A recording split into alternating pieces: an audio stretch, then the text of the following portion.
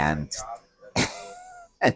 I stepped on it, turned the wheel violently to the left, violently to the right. Oh my God, that is crazy. You know, hot doesn't make up for crazy.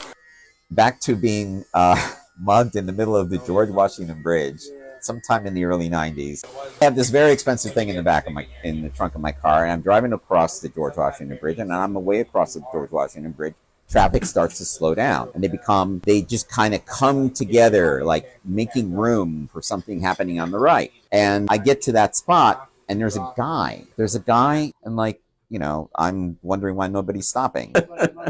You know, it was Jersey drivers, right? So they're not super kind. I roll over and I offer the guy a ride. He produces a knife and he says, "Give me all your money. I'm going to cut you." And unfortunately, that really pressed the button for me. And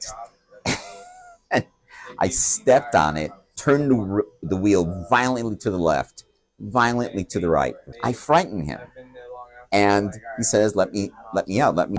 So there was already a cop car there. They've got handcuffs on him. I go to the station. They asked me to identify him again. She asked if I would come along to talk about shooting a commercial for this particular restaurant. And the owner of the restaurant beckons over like one of the people who work for him, and that guy sits down. He sits down, and I realize, oh my God, this is the guy who tried to rob me a few years earlier on the George Washington Bridge. One of the things that made me want to break up with my girlfriend, because weird shit happened with her all the time. Oh my God, she was so hot. You know, hot doesn't make up for crazy.